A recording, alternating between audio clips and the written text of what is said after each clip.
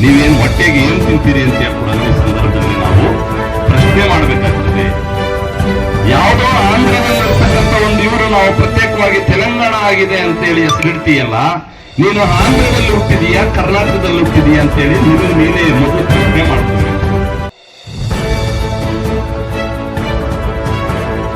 ಬಹುಜನ ಕನ್ನಡ ರಕ್ಷಣಾ ಸೇನೆಯ ರಾಜ್ಯ ಯುವ ಘಟಕ ಅಧ್ಯಕ್ಷರಾದಂತಹ ಕನ್ನಡ ಹರ್ಬಾಜ್ರವರೇ ಹಾಗೂ ಬಹುಜನ ಚಳುವಳಿ ದಾಸಂಸ ತಾಲೂಕು ಅಧ್ಯಕ್ಷರಾದಂತಹ ರಾಜಣ್ಣರವರೇ ಹಾಗೂ ಬಹುಜನ ಚಳುವಳಿ ದಾಸಂಸ ಜಿಲ್ಲಾ ಸಂಘಟನಾ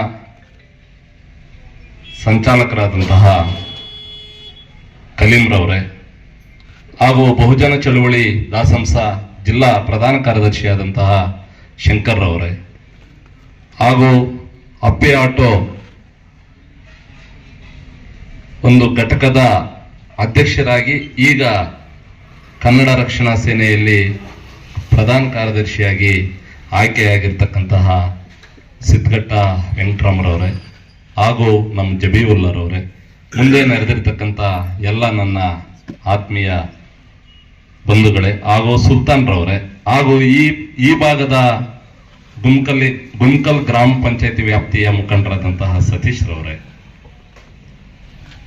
ಈಗಾಗಲೇ ಕನ್ನಡವನ್ನ ಕಟ್ಟತಕ್ಕಂಥ ಕೆಲಸ ಏನು ಅನ್ನೋದು ನಮ್ಮ ವೇದಿಕೆಯಲ್ಲಿರ್ತಕ್ಕಂಥ ಮುಖಂಡರು ತಿಳಿಸ್ಕೊಟ್ಟಿದ್ದಾರೆ. 10 ಜನ ಇದ್ರೇನು ಸಾಕು, ಕನ್ನಡ ಕಟ್ಟತಕ್ಕಂಥ ಕೆಲಸ ಆಗ್ಬೇಕು. ನಮಗೇನಪ್ಪ 1000 ಜನ ಸೇರಿಲ್ಲ, 100 ಜನ ಸೇರಿಲ್ಲ, 50 ಜನ ಸೇರಿಲ್ಲ ಅಲ್ಲ, ನಮ್ಮ ಮುಖ್ಯ ಅಲ್ಲ. ಕನ್ನಡವನ್ನ ಬೆಳೆಸ್ತಕ್ಕಂಥ ಮನಸ್ಸುಗಳು ಬೇಕು, ಕನ್ನಡವನ್ನ ಕಟ್ಟತಕ್ಕಂಥ ಕೆಲಸ ಆಗ್ಬೇಕು. ಇವತ್ತು ಈ ಗಡಿಯಲ್ಲಿ ಒಂದು ಧ್ವಜಸ್ತಂಭ ಸ್ಥಾಪನೆ ಮಾಡಿದ್ದಾರೆ ಅಂತಂದ್ರೆ ಆ ಧ್ವಜಸ್ತಂಭದ ಕಡೆ ನಮ್ಮ ಕನ್ನಡದ ಬಾವುಟ ಬೆಳಗುತ್ತಾ ಇದೆಯಾ ಇಲ್ವಾ ಅನ್ನೋದನ್ನು ನಾವು ಗಮನಿಸ್ತಕ್ಕಂಥ ವ್ಯಕ್ತಿಗಳಾಗಿರ್ಬೇಕು. ಇವತ್ತು ಗಡಿಯಲ್ಲಿ ನಾವು ಆ ಕಡೆ ಆಂಧ್ರ, ಈ ಕಡೆ ಕರ್ನಾಟಕ, ಮಧ್ಯದಲ್ಲಿ ಧ್ವಜಸ್ತಂಭ ಇದೆ. ಅದರ ಕಡೆ ನಾವು ಎಷ್ಟು ಜನ ಕನ್ನಡ ಬಾವುಟವನ್ನ ದಿನನಿತ್ಯ ಕಟ್ಟತಕ್ಕಂಥ ಕೆಲಸ, ಕನ್ನಡವನ್ನ ಬೆಳೆಸ್ತಕ್ಕಂಥ ಕೆಲಸ, ಕನ್ನಡವನ್ನ ಉಳಿಸ್ತಕ್ಕಂಥ ಕೆಲಸ ಮಾಡ್ತಾ ಇರ್ತಕ್ಕಂಥ ವ್ಯಕ್ತಿಗಳು ಇಲ್ಲಿ ಬೆಳಿಬೇಕಾಗಿದೆ. ಅದಿಲ್ಲ ಅಂತಂದ್ರೆ ಕನ್ನಡವನ್ನು ಕಟ್ಟಲಿಕ್ಕೆ ಸಾಧ್ಯ ಇಲ್ಲ. ಯಾಕೆ ಅಂತಂದ್ರೆ ಕನ್ನಡ ಕಟ್ಟಬೇಕು, ಕನ್ನಡವನ್ನ ನಾವು ಬೆಳೆಸಬೇಕು, ಕನ್ನಡವನ್ನ ನಾವು ಮಾತಾಡಬೇಕು, ಕನ್ನಡವನ್ನ ನಮ್ಮ ಮೈಗೂಡಿಸ್ಕೊಬೇಕು ಅಂತಂದ್ರೆ ನಮ್ಮ ರಕ್ತ ಪೂರ್ತಿ ಕನ್ನಡ ಆಗ್ಬೇಕು. ಮನೆ ಭಾಷೆ, ತಾಯಿ ಭಾಷೆ ಮನೆಯಲ್ಲಿ ನಮ್ಮ ಸ್ವಂತ ಭಾಷೆ ಇರಬೇಕು. ಆಚೆ ಬರ್ತೀವಿ ಅಂತಂದ್ರೆ ನಾವು ತಿಂತಾ ಇರೋದು ಕರ್ನಾಟಕದ ಊಟ, ಕನ್ನಡ ಭಾಷೆ, ಕನ್ನಡ ನೆಲ, ಕನ್ನಡ ನೀರು, ಕನ್ನಡ ಉಸಿರು, ಇದನ್ನ ನಮ್ಮ ಮನದಾಳದಲ್ಲಿ ನಾವು ತುಂಬ್ಕೊಬೇಕು. ಆಗ ನಾವು ಕನ್ನಡವನ್ನ ಬೆಳೆಸ್ದಂಗೆ ನಮ್ಮ ರಕ್ತದಲ್ಲಿ ಕನ್ನಡ ಹರಿತಾ ಇದೆ ಅಂತೇಳಿ ನಾವು ತೋರಿಸ್ಕೊಬಹುದು. ನಾವು ಎಲ್ಲಿ ನಾವು ಕನ್ನಡವನ್ನ ಮರೆಮಾಚಿ ಪರಭಾಷೆಗಳ ಹಿಂದೆ ನಾವು ಹೋಗ್ತೀವೋ ಆಗ ನಾವು ಕನ್ನಡವನ್ನ ಕಟ್ಟಲಿಕ್ಕೆ ಸಾಧ್ಯ ಇಲ್ಲ. ನಾವು ಕನ್ನಡ ಮಾತಾಡಬೇಕು, ಕನ್ನಡ ಉಳಿಸ್ಕೊಬೇಕಂತಂದ್ರೆ ಇವತ್ತು ದೇಶ ಒಂದು ಕಡೆ ಏನ್ ಹೇಳ್ತಾ ಇದೆ, ಆಗಿರ್ತಕ್ಕಂಥ ಕೇಂದ್ರ ಸರ್ಕಾರ ಏನ್ ಹೇಳ್ತಾ ಇದೆ ಇವತ್ತು ಗೊತ್ತಾ? ಒಂದೇ ಭಾಷೆ, ಒಂದೇ ಸಂಸ್ಕೃತಿ, ಒಂದೇ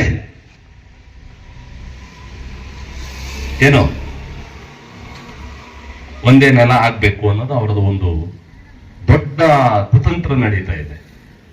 ಅವ್ರಿದೇನು ಅಂತಂದ್ರೆ ಇರ್ತಕ್ಕಂಥ ದೇಶದಲ್ಲಿ ಇರ್ತಕ್ಕಂಥ ಎಲ್ಲ ಇವು ಹೋಗ್ಬಿಟ್ಟು ಹಿಂದಿ ಭಾಷೆ ಮಾತ್ರ ಮಾತಾಡಬೇಕು, ಹಿಂದಿಯನ್ನ ಪ್ರಥಮ ಭಾಷೆಯಾಗಿ ಮಾಡ್ಕೊಬೇಕು ಅನ್ನೋದು ಕೇಂದ್ರ ಸ್ಥಾನದ ಕುತಂತ್ರ. ಇದನ್ನ ಎಷ್ಟು ಜನ ನಾವು ಕನ್ನಡ ನಾಡಲ್ಲಿ ನಾವು ಆಲೋಚನೆ ಮಾಡ್ತಾ ಇದ್ದೀವಿ ಅಲ್ವಾ? ಅಂದಿನ ಕಾಲಘಟ್ಟದಲ್ಲಿ ನಾನು ಮೊನ್ನೆ ತಾನೇ ಹೇಳಿದೆ, ಏನು ಈ ಕನ್ನಡವನ್ನ, ಕರ್ನಾಟಕವನ್ನ ನಾವು ಸ್ಥಾಪನೆ ಮಾಡಬೇಕು, ಕರ್ನಾಟಕ ಅನ್ನೋ ಒಂದು ಹೆಸರು ಬರಬೇಕು, ಕನ್ನಡವನ್ನು ಉಳಿಸಬೇಕು ಅಂತಂದ್ರೆ ಹಲವಾರು ಮಹನೀಯರು ಹೋರಾಟಗಳು ಮಾಡಿದ್ದಾರೆ. ಹಲವಾರು ಕವಿಗಳು, ಹಲವಾರು ಬುದ್ಧಿಜೀವಿಗಳು, ಹಲವಾರು ವಿಚಾರವಂತರು ಈ ಕನ್ನಡವನ್ನ ಕಟ್ಟತಕ್ಕಂಥ ಕೆಲಸ, ಕನ್ನಡವನ್ನ ಕೆಲಸ, ಕರ್ನಾಟಕವನ್ನ ಒಂದು ಉಗಮ ಮಾಡಿಸ್ತಕ್ಕಂಥ ಒಂದು ಹೋರಾಟಗಾರರು ಬಹಳಷ್ಟು ಶ್ರಮೆಗಳು ಪಟ್ಟಿದ್ದಾರೆ. ಕನ್ನಡವನ್ನ ಕಟ್ಟಿ ಈ ಒಂದು ನಾಡಿಗೆ ಕರ್ನಾಟಕ ರಾಜ್ಯ ಅಂತೇಳಿ ಮೈಸೂರು ಪ್ರಾಂತ್ಯದಿಂದ ಇಲ್ಲಿವರೆಗೂ ಕರ್ನಾಟಕವನ್ನು ಬೆಳೆಸ್ಕೊಂಡ್ ಬಂದಿದ್ದಾರೆ. ಆದ್ರೆ ನಿನ್ನೆ ಮೊನ್ನೆ ಕರ್ನಾಟಕವನ್ನು ಒಡಿಬೇಕು ಅಂತೇಳಿ ಕೆಲವು ಮನಸ್ಸುಗಳು ಪ್ರಯತ್ನ ಮಾಡ್ತಾ ಇದ್ದಾವಲ್ಲ, ಇದ್ರ ಬಗ್ಗೆ ನಾವು ಎಷ್ಟು ಜನ ನಾವು ಪ್ರಶ್ನೆ ಹಾಕೊಳ್ತಾ ಇದೀವಿ. ಕನ್ನಡ ಹೋರಾಟಗಾರರು ಇದುವರೆಗೂ ನಿನ್ನೆ ನಡೆದಿದೆ, ಅದು ಒಂದು ಶಾಸಕನೇ ನಮಗೆ ಕರ್ನಾಟಕ ಪ್ರತ್ಯೇಕ ಮಾಡಿಕೊಡಿ ಅಂತ ಹೇಳಿ ಕೇಳ್ತಾ ಇದ್ದಾರೆ. ಆ ಶಾಸಕರ ಬಗ್ಗೆ ಕನ್ನಡ ಮನಸ್ಸುಗಳು ಇದುವರೆಗೂ ಧ್ವನಿ ಎತ್ತಲಿಲ್ಲ. ಕರ್ನಾಟಕವನ್ನು ಒಡಿತಕ್ಕಂಥ ವ್ಯಕ್ತಿ ಅವನು ಯಾವನೇ ಆಗಿರ್ಲಿ, ಕನ್ನಡ ಮನಸ್ಸು ಇಲ್ಲಿಂದ ರಾಜ್ಯದ ಉದ್ದಗಲಕ್ಕೂ, ಕರ್ನಾಟಕ ರಾಜ್ಯದ ಉದ್ದಗಲಕ್ಕೂ ಕರ್ನಾಟಕವಾಗೇ ಇರಬೇಕು. ಇನ್ನಷ್ಟು ಜಿಲ್ಲೆಗಳಾಗ್ಲಿ ಕರ್ನಾಟಕವನ್ನ ಒಡಿತಕ್ಕಂಥ ಕೆಲಸವನ್ನ ದಯವಿಟ್ಟು ಮಾಡ್ಲಿಕ್ಕೆ ಬರಬೇಡ್ರಿ.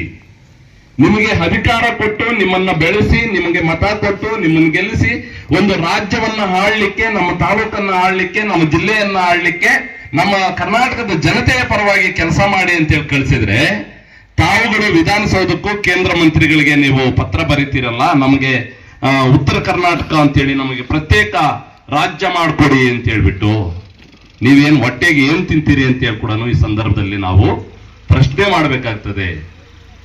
ಯಾವುದೋ ಆಂಧ್ರದಲ್ಲಿರ್ತಕ್ಕಂಥ ಒಂದು ಇವರು ನಾವು ಪ್ರತ್ಯೇಕವಾಗಿ ತೆಲಂಗಾಣ ಆಗಿದೆ ಅಂತೇಳಿ ಹೆಸರಿಡ್ತೀಯಲ್ಲ, ನೀನು ಆಂಧ್ರದಲ್ಲಿ ಹುಟ್ಟಿದೀಯಾ ಕರ್ನಾಟಕದಲ್ಲಿ ಹುಟ್ಟಿದೀಯಾ ಅಂತೇಳಿ ನೀನೇ ಮೊದಲು ಪ್ರಶ್ನೆ ಮಾಡ್ಕೊಬೇಕು. ಪ್ರಶ್ನೆ ಮಾಡ್ಕೊಂಡಾಗ ಮಾತ್ರ ಇದು ಕರ್ನಾಟಕವಾಗಿ ಉಳಿಬೇಕು. ಆ ಕರ್ನಾಟಕವನ್ನ ನಾವು ಬೆಳೆಸ್ತಕ್ಕಂಥ ಕೆಲಸ ಆಗ್ಬೇಕು. ಕರ್ನಾಟಕದಲ್ಲಿ ಇರ್ತಕ್ಕಂಥ ಜನತೆಗೆ ನಾವು ಒಳ್ಳೆ ಸಂದೇಶವನ್ನು ಕೊಡಬೇಕು. ನಮ್ಮಲ್ಲಿ ಯಾವೇ ಕೋಮು ಗಲಭೆಗಳಿಗೆ ಆಸ್ಪದ ಕೊಡಬಾರದು. ನಮ್ಮಲ್ಲಿ ಒಳ್ಳೆ ಕನ್ನಡ ಮನಸ್ಸುಗಳು ಬೆಳಿಬೇಕು ಅನ್ನೋ ಮನಸ್ಸುಗಳು ಬರಬೇಕು. ಅಂತ ಒಂದು ಮನಸ್ಸುಗಳನ್ನ ನಾವು ಬೆಳೆಸ್ಕೊಂಡಾಗ ಮಾತ್ರ ನಮ್ಮ ಕರ್ನಾಟಕವನ್ನ ಅಖಂಡ ಕರ್ನಾಟಕ ಅಂತ ಹೇಳಿ ಕೂಡ ನಾವು ಹೇಳಲಿಕ್ಕೆ ದೊಡ್ಡ ಮನಸ್ಸುಗಳು ಅವಾಗ ಉದ್ಭವ ಆಗ್ತವೆ. ಅಂತ ಇದಕ್ಕೆ ನಾವು ದಾರಿ ಕೊಡಬೇಕು. ಇಂಥ ಒಂದು ಕೆಟ್ಟ ಮನಸ್ಸುಗಳನ್ನ ದಯವಿಟ್ಟು, ಇದೇನು ಇವತ್ತು ಗಡಿ ಭಾಗದಲ್ಲಿ ನಮ್ಮ ಕನ್ನಡ ಅರ್ಬಾಜ್ ಅವರು ಚಿಕ್ಕದಾಗಿ ಚೊಕ್ಕವಾಗಿ ಕಾರ್ಯಕ್ರಮ ಆಯೋಜನೆ ಮಾಡಿದ್ರೆ ಕೂಡ ನಾನು ಹೇಳೋದೊಂದೇನೆ, ಎಲ್ಲಿಂದ ಎಲ್ಲವರೆಗೂ ಕನ್ನಡ ಕಟ್ತೀವಿ ಅಂತಂದ್ರೆ ಪೂರ್ತಿ ನನ್ನ ಎಲ್ಲಾ ಸಹಪಾಠಿಗಳ ಅವರೊಂದಿಗೆ ನಿಮಗೆ ಕೈ ಬಲಪಡಿಸ್ತಕ್ಕಂಥ ಒಂದು ಶಕ್ತಿಯನ್ನ ನಾವು ತುಂಬ್ತೀವಿ. ಕನ್ನಡ ಕಟ್ತಕ್ಕಂಥ ಕೆಲಸ ಆಗ್ಬೇಕು, ಕನ್ನಡ ಕಾರ್ಯಕ್ರಮಗಳಾಗಬೇಕು.